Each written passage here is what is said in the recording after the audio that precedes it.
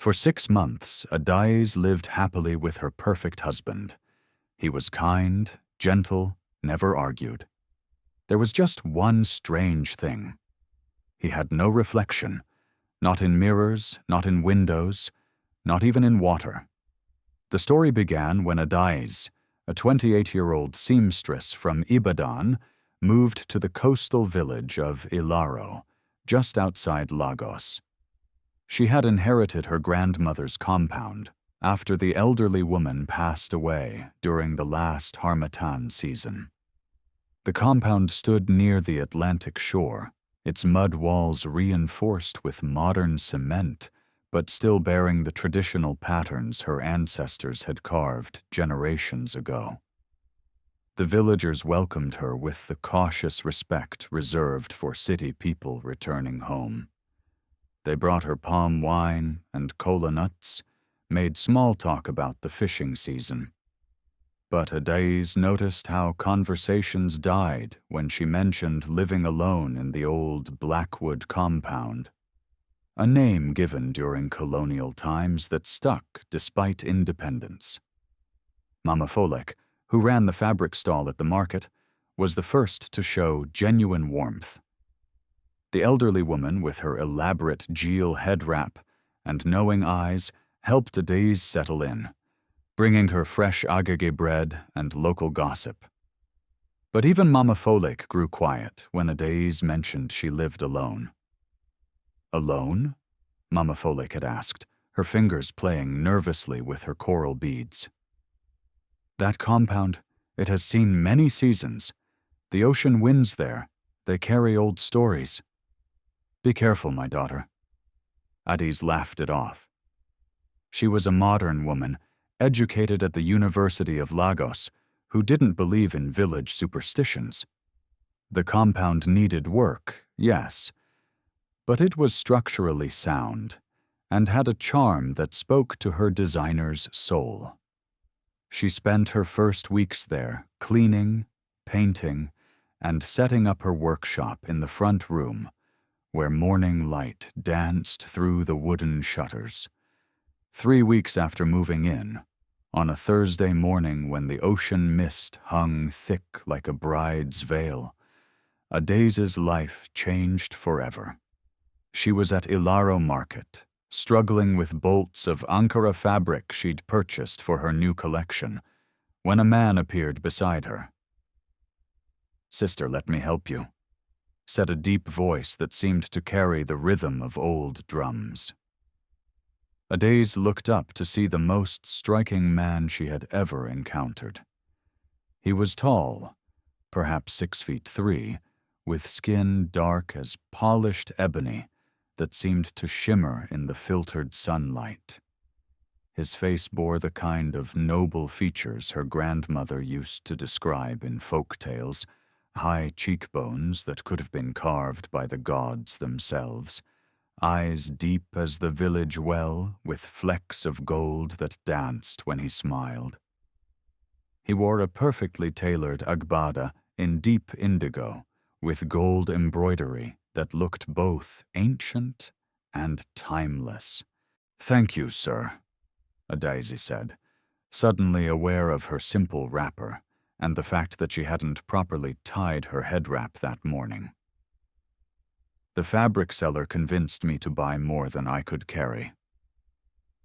The stranger lifted the heavy bolts as if they were mere feathers. His hands, she noticed, were elegant with long fingers adorned with a single cowrie shell ring. When their hands accidentally touched during the transfer, Adaeze gasped. His skin was cold as the harmattan morning. "Poor circulation," the man said with an apologetic smile that made her forget the cold. "Since childhood. I am Kwame Blackwood." "Blackwood?" Adeze's eyes widened. "Like my compound?" "I'm Adaeze Okonkwo. I just inherited the Blackwood compound from my grandmother, Nana Eleanor." Something shifted in Kwame's expression. His eyes filled with an emotion Adaeze couldn't identify. Was it recognition? Pain? Hope? "Nana Eleanor's granddaughter. Kwame whispered in Yoruba, so softly she almost didn't hear. Then louder in English. I knew your grandmother many seasons ago. She was a remarkable woman. You have her spirit. As they walked toward the compound, Kwame carrying her purchases with effortless grace, Adaeze found herself captivated. He spoke with the careful pronunciation of old Lagos, his words chosen like a praise singer selecting the perfect rhythm. He knew surprising details about the compound, which floorboard sang in the hallway during the rains, where the best morning light blessed the kitchen. How the back door required a special lift during humid season. You must have visited my grandmother often, Adaeze said as they reached the compound's carved gate.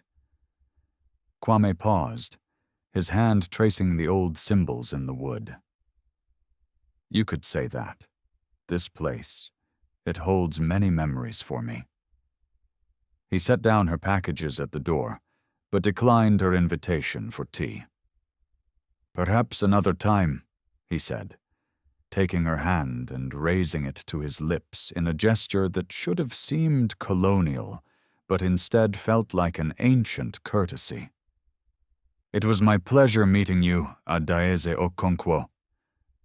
She watched him walk away, his agbada billowing as he disappeared into the ocean mist that rolled in from the shore. It was only later, as she unpacked her fabrics, that she realized she hadn't told him her surname. Kwame returned the next day with hibiscus flowers picked from the coastal paths. The day after, he brought fresh tilapia from the morning boats. Soon, his visits became daily, and Adaeze found herself looking forward to them with an anticipation that made her heart drum like talking drums at a festival. He was unlike any man she had known, thoughtful, educated with knowledge of Yoruba poetry and Igbo proverbs that matched her own. He listened to her dreams of becoming a famous fashion designer, blending traditional and modern styles with genuine interest, never patronizing, always encouraging. After 2 months of courtship, Kwame proposed on the beach under a full moon that turned the Atlantic to liquid silver. The ring he offered was ancient, a band of gold with coral and cowrie shells in a setting that looked like it belonged at a museum. It was my mother's, he said, as he slipped it onto her finger. From before the waters came. It has been waiting for the right person for a very long time. They married in a small ceremony at the compound. Adaeze had wanted a church wedding at the cathedral, but Kwame had gently insisted on a traditional ceremony at home. I have my reasons, he said, and his eyes held such sadness that she didn't press.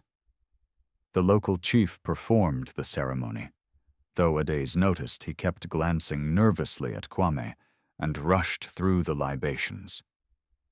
Only a handful of people attended.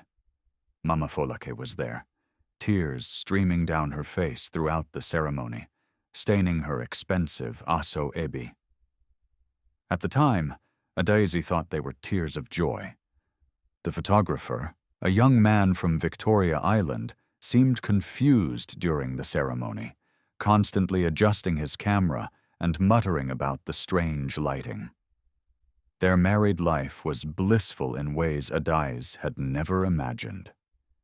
Kwame was the perfect husband, attentive without being overbearing, romantic in ways that made her friends jealous, never raising his voice even when she was frustrated with difficult clients.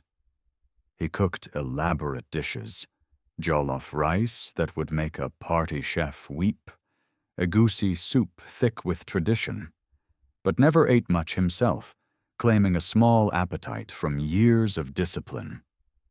But there were peculiarities she couldn't ignore forever. Kwame only went out when the ocean mist was thick or during the heavy rains.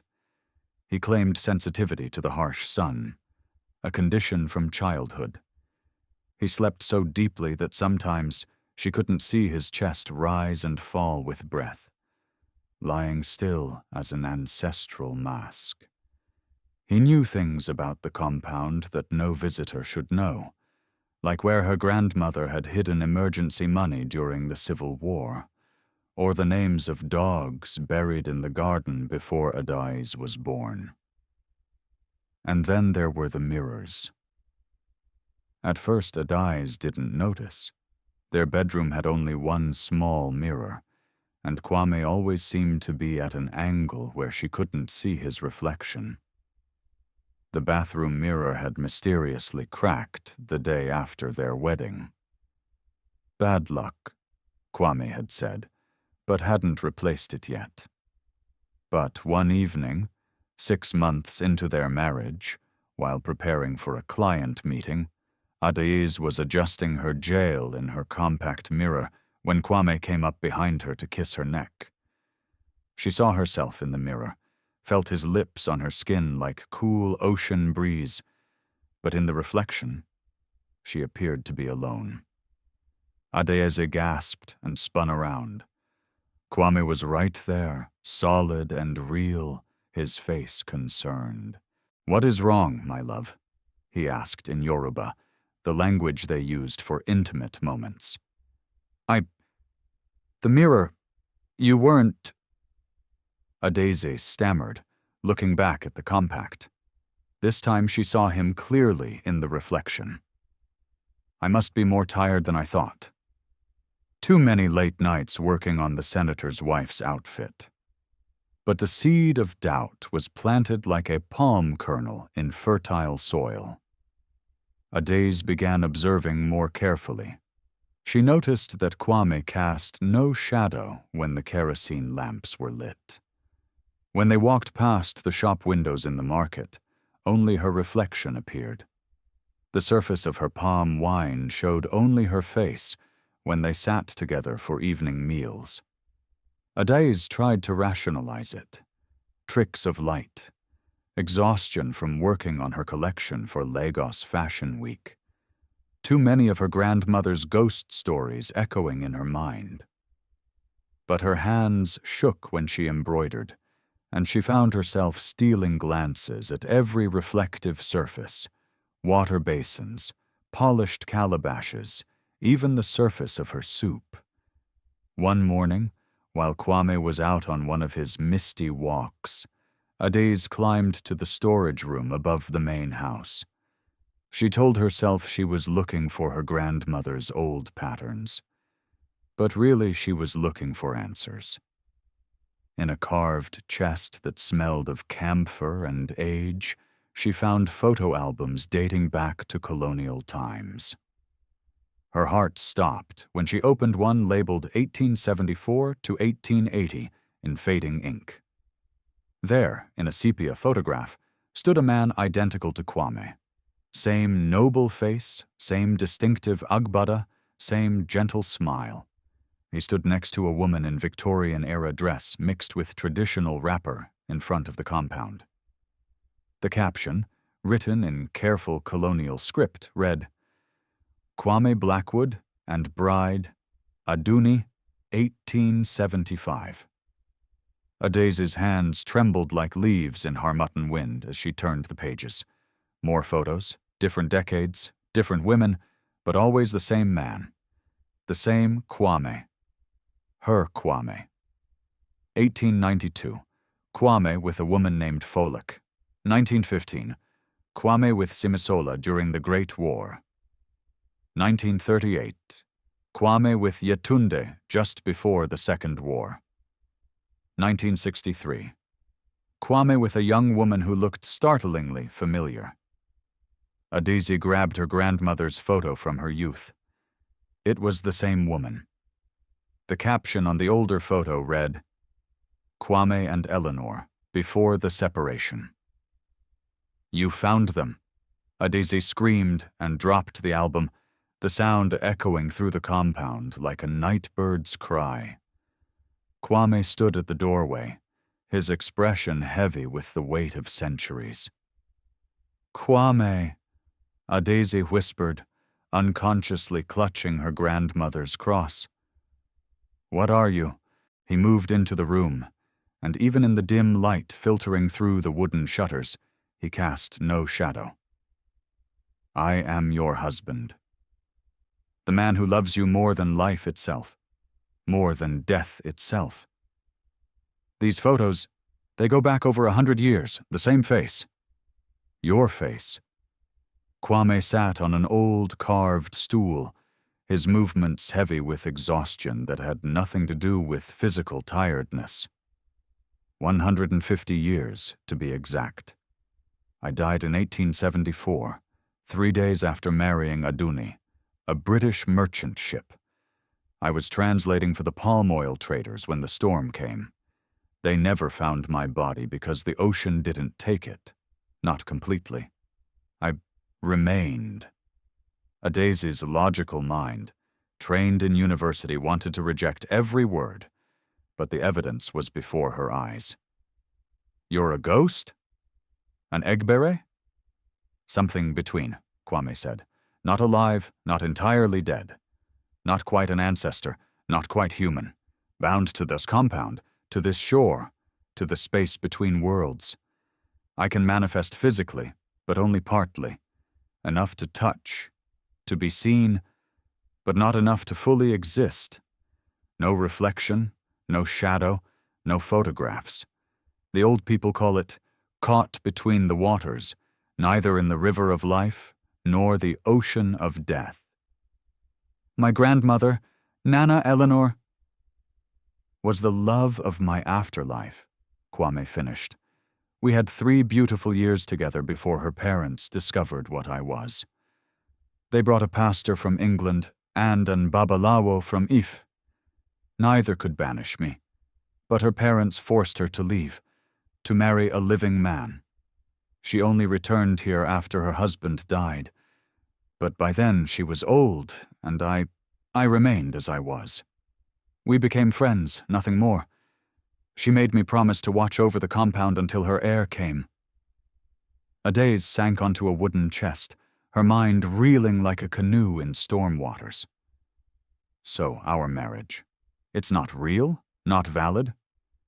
Kwame knelt before her, his cold hands taking hers. "In the eyes of the law? Perhaps not. In the eyes of the ancestors? Who can say? But in my heart, in whatever realm I exist, you are my wife, my beloved, my reason for continuing this half-existence. You lied to me. I withheld the truth." "There's a difference." "Is there?" Adaeze pulled her hands away. "I married a dead man. I've been living with a ghost, making love to a spirit. You've been living with someone who adores you, who would move heaven, earth, and the waters between for your happiness." Adaeze stood abruptly. "I need time. I need to think. I need to consult. Someone. An elder, a priest, someone."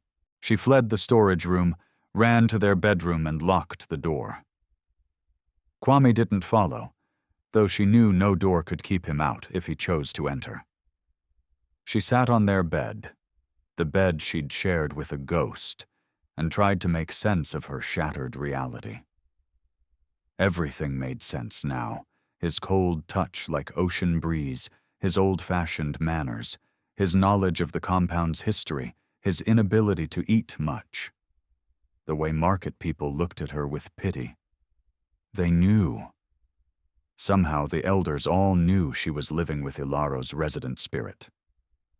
A soft knock came at the door. "Adaeze, please, let me explain everything." "Go away." "I will. But first know this, I never meant to hurt you. Every moment we shared was real. My feelings are real. Ghost or not, spirit or not, I am capable of love, and I love you with whatever passes for my soul." She heard his footsteps retreat, though she knew he didn't really need to walk. He was keeping up appearances for her sake, even now. Adaeze didn't leave the room for the rest of the day. When night fell, and the ocean drums began their eternal rhythm, she finally ventured out. The compound was empty, but she felt Kwame's presence like electricity before the rains.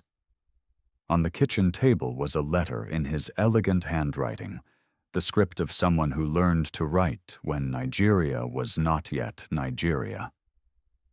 My dearest Adaeze, by the time you read this, I will have withdrawn to the spaces between. I will not manifest again unless you call for me. The compound is yours, as it should be. All the legal documents are in order. They always have been, renewed every generation by lawyers whose families have served my unusual needs since colonial times. I want you to know the truth, all of it. I was Kwame Blackwood, born 1850 to a Ghanaian merchant father and a Yoruba mother, died 1874. The name Blackwood came from my father's trading partners. It opened doors in those days. I was a translator and middleman, helping our people navigate the dangerous waters of colonial trade. I fell in love with Adaeze, daughter of the compound's owner. We married here, where my spirit now dwells.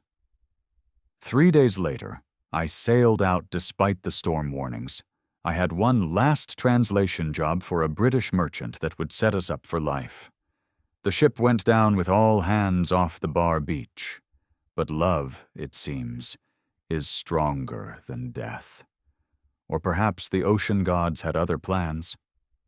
I woke up on the beach below the compound, neither alive nor dead. Adaeze found me, and we discovered I could still touch her, hold her, love her, but only in the shadows, in the mist, in the spaces where the physical and spirit worlds meet. We had 2 years together before smallpox took her. I thought I would fade then, join her in the ancestral realm, but I remained, tied to this place by something I didn't understand. Over the decades, I learned to manifest more strongly. I met others, Folik in 1892, Simisola in 1915, Yetunde in 1938, and Eleanor in 1960. Each time, I tried to be more honest. But how do you tell someone you're dead? How do you explain that you're caught between waters? Each time they discovered the truth and fled, except for Eleanor. She stayed until her parents forced her away with threats of asylum and exorcism. With you, I wanted it to be different. I wanted to tell you, but I was a coward. I was afraid of losing you. In my selfishness, I caused you the very pain I sought to avoid. You ask if our marriage is real. In the eyes of modern law, perhaps not. But before the ancestors, before the old gods of land and sea, you are my wife, my beloved, my reason for continuing this half-existence. I will wait for you to decide what you want. If you wish me gone forever, burn this letter at high tide, and I will fade into whatever comes after this limbo. If you want me to stay but remain hidden, leave white chalk marks at the threshold. If, and I hardly dare hope, you want me to return to you, call my name 3 times at midnight from the beach where I proposed. The choice is yours. It always should have been. Forever yours. Between the waters, Kwame. Adaeze read the letter 3 times, tears streaming down her face like rain season's first downpour. She walked to the window and looked out at the beach. The full moon illuminated the path where Kwame had proposed, where he had probably died all those years ago. She thought about their life together. Yes, he was dead. Yes, he had lied. But he had also been kind, gentle, supportive. He had encouraged her dreams, celebrated when she got the contract for the governor's daughter's wedding, comforted her when difficult clients made her cry. Ghost or not, he had been a better husband than many living men she knew. Adaeze went to her grandmother's trunk and pulled out the old woman's journal, written in a mixture of Igbo and English. She turned to entries from 1963. Kwame told me the truth today. I should be terrified, but I'm not. How can I fear someone who looks at me like I hung the moon and stars? Someone who has waited decades just to see me smile again? If this is madness, then let me be mad. Another entry. My parents are bringing the white priest and the babalawo. They say it's an abomination, that I'm cursed. But what curse brings such tenderness? What abomination loves with such purity? I will return to him someday. I swear it by my mother's grave. The final entry, written in shaky handwriting. I am old now, and Kwame remains young. We cannot be lovers, but we are friends. He promises to watch over my heir. I pray she will be brave enough to love him as he deserves to be loved. The ocean keeps its own, but sometimes it gives back treasures. Adaeze closed the journal. Her grandmother had known. She had sent Adaeze here knowing what would happen. The clock neared midnight. The tide was high, the ocean singing its ancient song. Adaeze stood at the crossroads of decision. Return to a normal life in Lagos where men had shadows and reflections, but often lacked depth and devotion? Where they cheated with secretary and housegirl alike? Or embrace an impossible love that transcended the boundaries of life and death? She thought of her aunt's husband who beat her, her friend whose husband had 3 secret families, her cousin whose husband emptied their account and fled to Malaysia. Living men with shadows and reflections who caused more pain than any ghost could. She walked to the beach, her white nightgown whipping in the ocean wind. The moon hung directly overhead like a cosmic eye, and the waves drummed against the shore in rhythm with her heartbeat. This was where Kwame had died, where he had proposed, where their strange story had begun and might end. Adaeze took a deep breath of salt air, tasting history and eternity on her tongue, and made her choice. Kwame, she called out, her voice strong despite her racing heart. The wind stilled. Kwame, she called again, louder. The temperature dropped, and her breath became visible in the tropical air. Kwame, she said the third time, softly now, like a prayer, like a promise.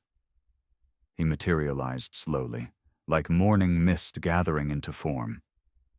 First an outline, then details filling in like an artist's sketch becoming a painting, until he stood before her, solid and real in the moonlight. His face held such hope and fear that Adaeze's heart broke and mended in the same moment. You called me, he whispered, his voice carrying wonder. I called you, Adaeze confirmed. She stepped forward and took his cold hands in hers. But I have conditions. Anything. Everything. No more lies. Ever? If I ask you something about your condition, you answer honestly. I swear it on the waters that hold me. You teach me everything about what you are, how this works, what the limits are. Everything I know is yours. We find a way to make this work. Maybe you can't go in sunlight. Maybe you have no reflection. But there has to be a way for us to have some kind of life together. And we tell no one else. The village already suspects, but we don't confirm. I don't want to become the woman who married a ghost. Kwame pulled her into his arms, and despite his coldness, Adaeze felt warmth spread through her chest like palm wine. You're staying? You're choosing me? I'm choosing us, Adaeze corrected. Ghost or not, you're my husband.